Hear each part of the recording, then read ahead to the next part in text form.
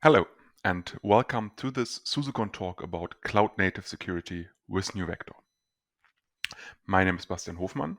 I'm a field engineer at SUSE, and my main focus is on our cloud-native and container-based ecosystem of software, so namely Rancher, Harvester, NeuVector, and others. So today's topic is cloud-native security and container security. And this is becoming more and more important. You can see here a statistic from Forrester, which expects year-over-year growth of containerized workloads in enterprise environments of 50%. So 50% of new projects and applications get migrated or are running now in containers. And a lot of these applications not only run in containers, but these containers also run in Kubernetes. Which means in basically every organization, there is now a proliferation of containers and applications inside of containers, and also about Kubernetes of clusters happening.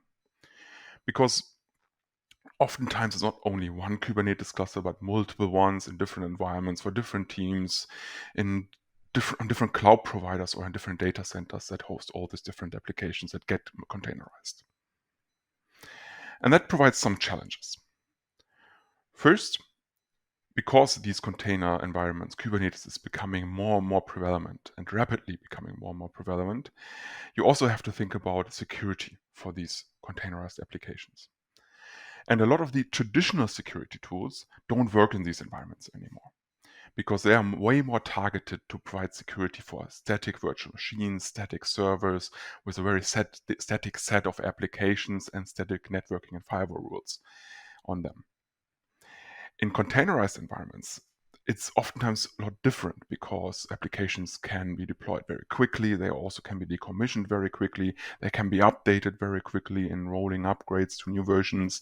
They can scale up and down, and the whole environment is very dynamic. And this is exactly what you want and why you're going to containers, to have this agility, to have like the dynamic capabilities of running things inside of containers and inside of Kubernetes. Additionally, Kubernetes also abstracts the whole complexity of networking and setting up networks between applications very nicely away for you. So it just works magically. And this is great, but on the other hand, the trade-off is that you have a lack of visibility inside of the network, which a lot of the traditional security tools need.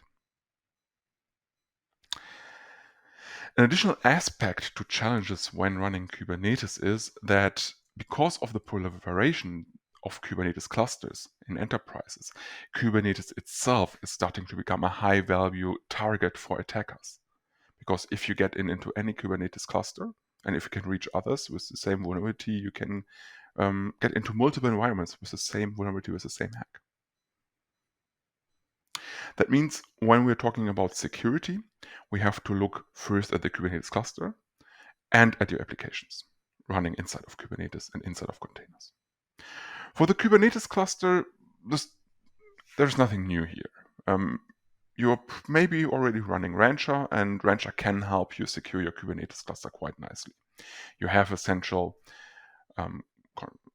control plane, the SUSE Rancher management server. You have all your clusters in there, and it makes it very easy to keep your Kubernetes versions up to date, to configure it in a consistent and secure way, to configure things like audit logging, security policies, all from within Rancher for all of your clusters, of all the clusters that need these policies. But even more importantly, probably, you also have to secure your applications running inside of Kubernetes. And that is where NeuVector comes in and what we want to talk about today. NeuVector is a full lifecycle container security tool, especially made for Kubernetes and Kubernetes workloads. And it allows you to secure your containerized application throughout the whole software development lifecycle. It can secure the supply chain for your software by scanning container images and artifacts for known security vulnerabilities and for compliance rules like CIS, PCI, NIST, and so on. It also has admission controls to prevent insecure containers and insecure configurations to even be deployed inside of your cluster. And it also can secure your environment during runtime by also scanning the running containers for known security vulnerabilities, but also by offering threat-based and zero trust-based controls to prevent even unknown security vulnerabilities or unpatched security vulnerabilities to do much harm. Let's look into those in a bit more detail. First, let's look at the supply chain. A typical supply chain for containerized software usually looks like this. You have the developer, and the developer commits some code, probably into a Git repository or any other version control system. Most likely, then a CI/CD pipeline, could be Jenkins, could be GitLab CI, could be Azure DevOps, whatever, comes in and then runs some integration tests and builds a container image based on the source code that the developer committed. And this is the first point where NeuVector can help with security. Because in the CI/CD pipeline, NeuVector can directly scan the build container image for known security vulnerabilities. And then you can decide, okay, if there is something found, do I want to make the build fail, or do you just want to alert someone? This is for you to decide, but NeuVector can integrate with any CI/CD system. Once everything is great, a container image has been built with no security vulnerabilities, and the build passes. Usually the image is then pushed into some kind of container registry. And here is the second point where NeuVector can hook in, because you can add your container registries to NeuVector. These can be public ones, that can be hosted ones, that can also be private ones running inside of your enterprise network. And then NeuVector can periodically scan all the container images inside of the container registry, and then also alert you if a vulnerability is discovered while your image is inside the registry waiting to be deployed. Once your image is in the registry, at some point you probably want to deploy it to some Kubernetes cluster. And here's the next thing where NeuVector can hook in, because NeuVector hooks in directly, if you want to, into the Kubernetes cluster's admission control system. And then you can create admission rules in a very granular way to decide, is this okay to deploy this container image or not? NeuVector can look at the configuration of your pods, for example, replace and also completely pod security policies.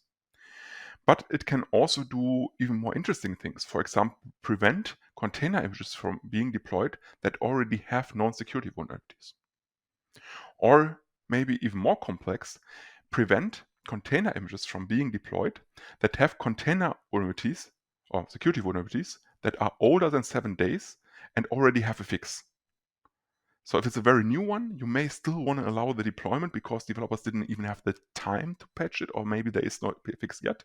But if it's an older one, you don't want to forbid it. And you can configure this to your liking in every cluster also independently. And then the last step is when your container is actually running inside of a Kubernetes cluster, NeuVector can also periodically scan your Kubernetes nodes and all the images running and containers running on it, also for non-security vulnerabilities, so that you also know that something popped up when it's already deployed. And here, NeuVector can not only scan for vulnerabilities, but also for compliance with CIS benchmarks to cover PCI, NIST, and other standards. And this is great, and it's definitely something you really, really need to do. But a lot of other tools are also doing similar things. It's like the bread and butter of container security. Where NeuVector really is differentiating itself from all competitors is its runtime security component. So let's have a look at this in a bit deeper level. With runtime security, there are two controls that NeuVector has. First are threat-based controls, and the second are zero trust controls. With threat-based controls, you can defend against known security threats. This is the image scanning for compliance and CVEs. But it can also be looking actually at the network traffic inside of your cluster and to other systems, looking at the traffic, securing against known network attacks like the WASP top 10. These are things like SQL injection, DNS overflows, all the different attacks that you can just basically protect against when looking at the network traffic. This is also the admission control system I talked about before. And also NeuVector can be a complete web application firewall and use data loss prevention techniques to also secure your containers directly inside of the cluster to prevent sensitive information to leave your pods or containers like credit card numbers, or also to prevent traffic coming in with known vulnerabilities. The second part are the zero trust controls. And these are very interesting because with that, you can prevent also against CVEs and vulnerabilities that you don't even know about yet or that are unpatched. NeuVector can look at the complete network traffic inside of your cluster. It can look at all the processes that are being executed in every container and all the files that are being opened and read and written to inside of each container.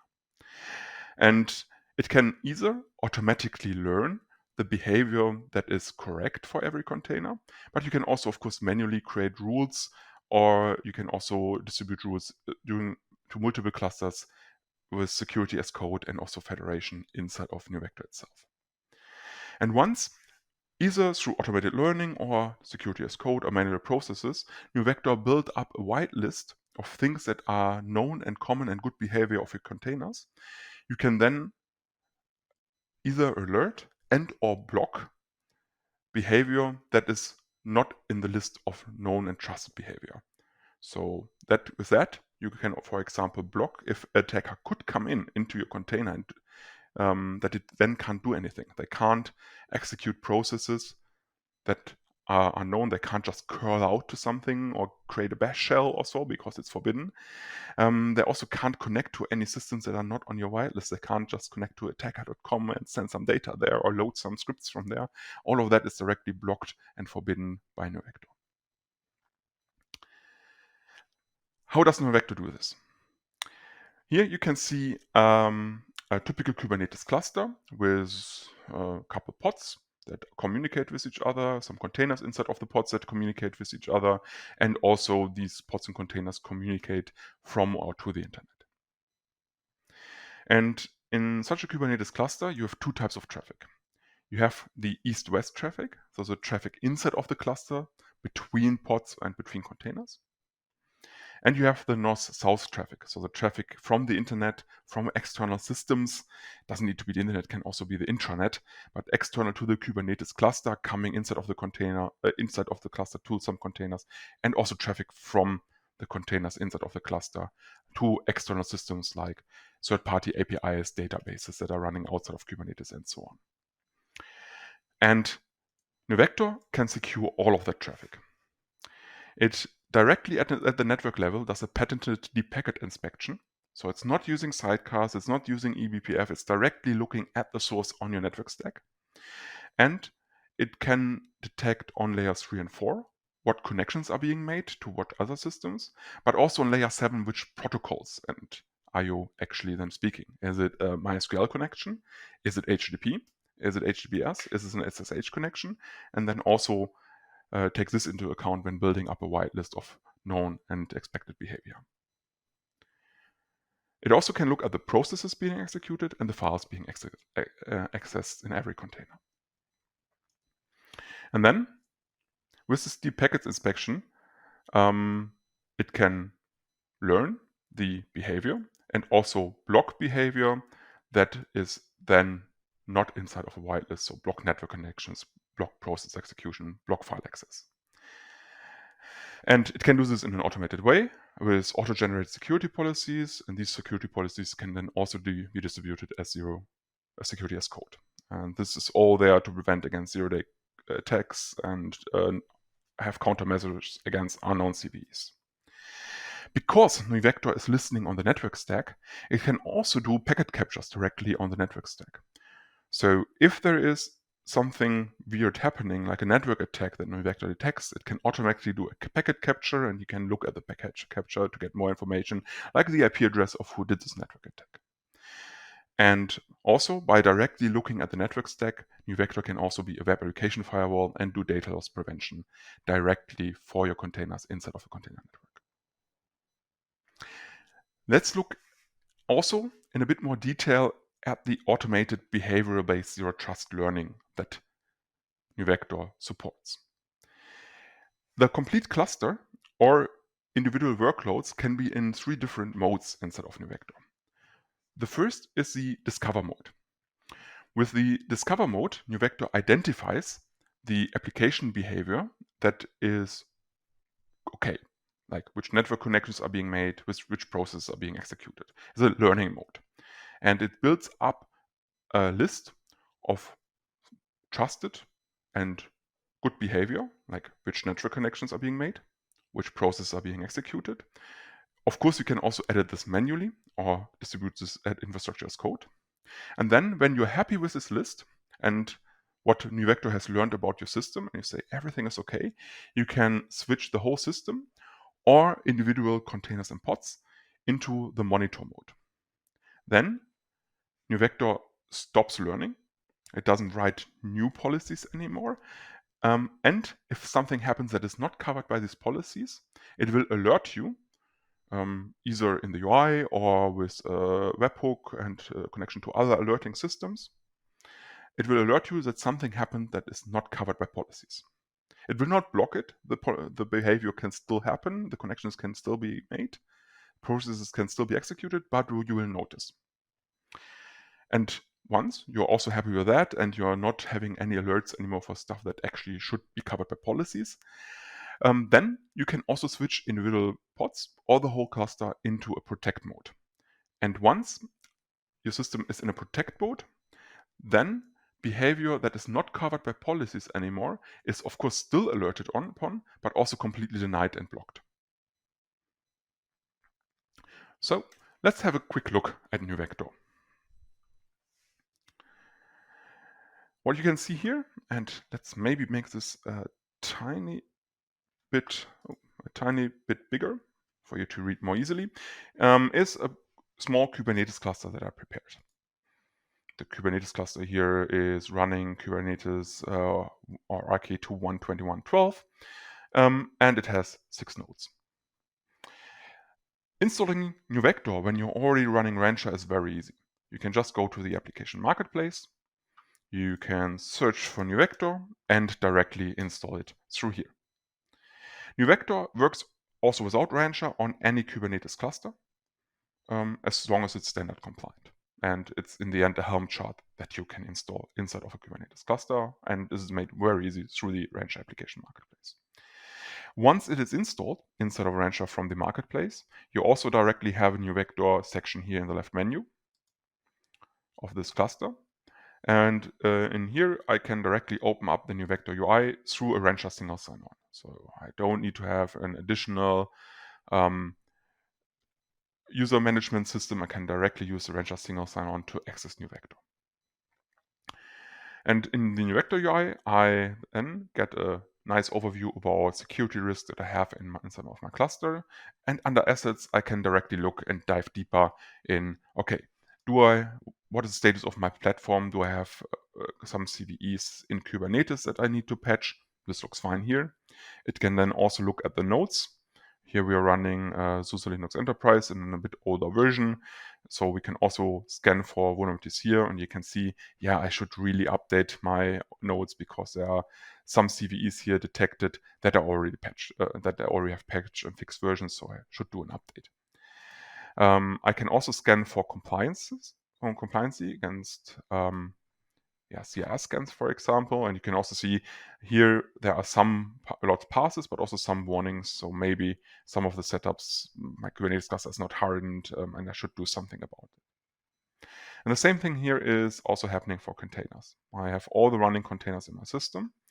For example, if you filter through here, you can see there is a recommendation service here with an Istio container inside or a server container inside.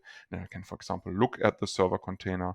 I can see that there's an application running on port 8080 doing TCP stuff. I can see that this container currently is in discovery mode. And I also have the same overview here of compliance checks. So there may be also some things I should look into my container. And I also can see the vulnerabilities inside of this container. So lots of CVEs that I should update and patch. In this case, it's a demo system, so it's by design that there are a lot of CVEs. Of course, on any CVE, I also can click on it to see a description of the CVE here, and I also have directly a link to the source of the CVE here. In this case, it's a Debian container image, so I see a lot more details directly also from NeuVector. I also can hook up my registries in here, so this is also possible, and this is basically the image scanning. The second thing that also is part of NeuVector is the whole runtime scanning. And there is a very nice overview in NeuVector called the network activity graph that shows you all your containers inside of your cluster. And I have a larger cluster here with lots of applications, so it's actually a lot of communication happening and the communication between. Of course, we can filter this. So let's maybe make this a bit smaller so it's easier to see and just filter for things inside of the shop namespace of the cluster. And here we can see we have a couple of applications. We have, for example, somewhere here payment service, card service, Redis, and somewhere here is also my recommendation service. Here it is. You can also see directly here that this has vulnerabilities. And you can see with which other systems this recommendation service communicates. So let's maybe, we can do this for example directly in here. Let's set this recommendation service to monitor mode. And you can click OK here. And now let's maybe go to Rancher and look at the workload in a bit more detail, and maybe let's emulate what an attacker would do. So let's search also for the recommendation service pod in here. And I'm gonna just execute a shell directly from Rancher. I'm having now a shell inside of the cluster, inside of the container, and then let's just try to connect to, let's say, google.com, and this works. So I can use wget to access google.com.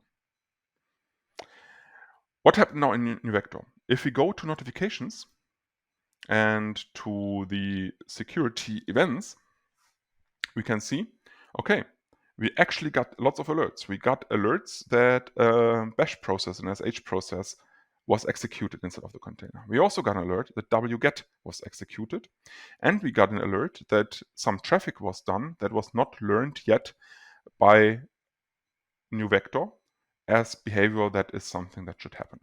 So in here we can, for example, see, yeah, there was a connection done to some IP address, and if you click on it, we also get a whois entry for it, and we can see this is actually Google that we connected to.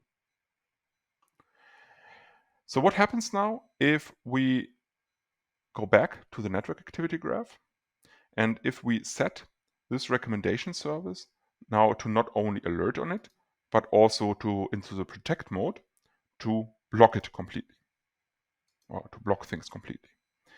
So let's go back in here. I still have my shell open, and let's try to do the same command again. And yeah, I can't access wget anymore. The process is directly killed. Let's go back to the notification and the security events. We can see an additional alert that someone tried to use wget, and now you can also see that the action was not only to alert but also to deny the complete execution. Of course, I could say hey, this is actually something that should be able to be done, so I can review this rule and can say, okay, wget inside of this recommendation service container, yeah, this should be executable, and deploy directly also the rule from here, which means if I go back to Rancher and to my shell inside of the container and I try to run wget again, I can now execute the command, but the communication to this external IPS is blocked. And this is now also, if you refresh this, alerted here again. Of course, I could now also directly allow this to be executed as well. But we can also look, for example, here under policies and inside of the groups section, and also look at all the rules from here. And here we also have our recommendation service, and we can see some custom steps we could do. We can see our process rules that wget is now in here. We could, of course, also remove it again from here. We could manually add additional processes to be allowed. We can also see all our file access rules. We don't have any here. And we can also see our networking rules, what is allowed, and also then could add networking rules from here to allow traffic to Google and not only traffic inside to other microservices inside of the cluster. So this was a quick overview about NeuVector. There is tons of more stuff in here that we didn't look in yet. So we didn't look into data loss prevention sensors, the web application firewall stuff, the more advanced network rules features that you can do in here. We didn't look at all the reports that you can get for vulnerabilities and compliance yet, and all the different notification channels that are available, or into things like CI/CD integrations. So there's lots more to discover. And I can totally recommend to you to look at this in more detail. And the first thing where you can find more information there is definitely the NeuVector documentation under docs.neuvector.com, or also while looking at other sessions at SUSECON about NeuVector. And with that, thank you very much for your attention and enjoy the rest of the conference.